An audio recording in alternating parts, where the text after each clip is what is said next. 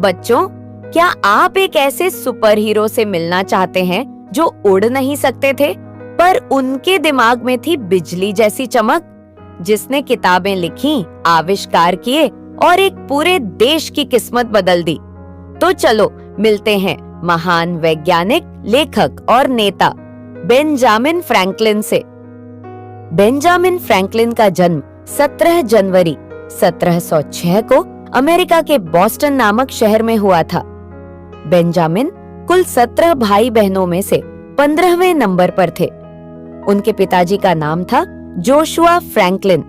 वो मोमबत्तियां बनाते थे और बेंजामिन भी बचपन में उनका हाथ बंटाते थे। पढ़ाई में बेंजामिन बहुत अच्छे थे, उन्हें पढ़ना बहुत पसंद था, लेकिन पैसे की तंगी के कारण उन्हें 10 साल की उम्र में स्कूल छोड़ना पड़ा।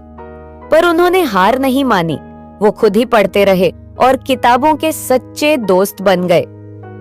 12 साल की उम्र में बेंजामिन ने अपने भाई की प्रिंटिंग प्रेस में काम करना शुरू किया।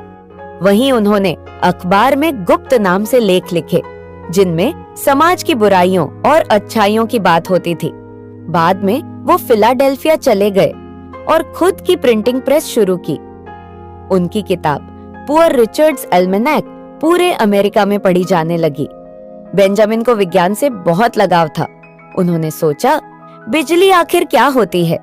एक दिन उन्होंने तूफान के समय एक पतंग उड़ाई और उस धागे से एक चाबी बांधी।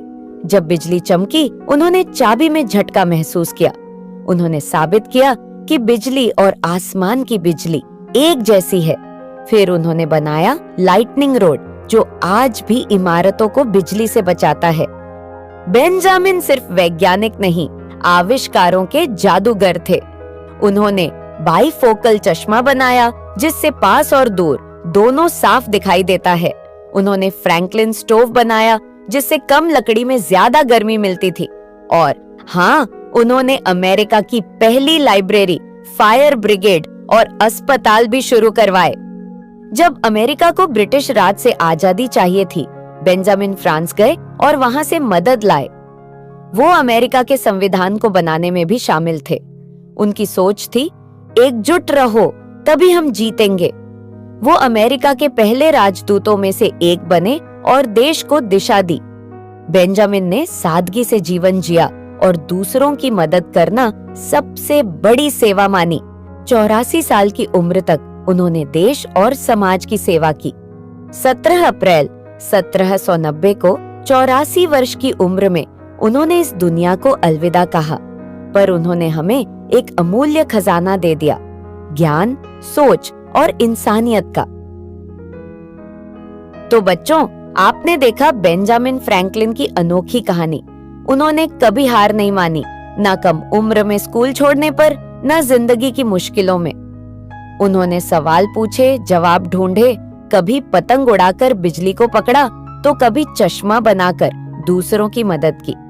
इस कहानी से हमें ये सीख मिलती है कि अगर हम मेहनत करें, सीखते रहें और दूसरों के लिए कुछ अच्छा करें, तो हम भी अपने जीवन में कुछ बड़ा कर सकते हैं, क्योंकि ज्ञान, मेहनत और इंसानियत, यही है असली ताकत। अगर आपको यह कहानी पसंद आई हो तो लाइक, शेयर और सब्सक्राइब करना ना भूलें। अगली बार फिर मिलेंगे एक और महान वैज्ञानिक की कहानी के साथ। तब तक अपना ध्यान रखिए और खुश रहिए।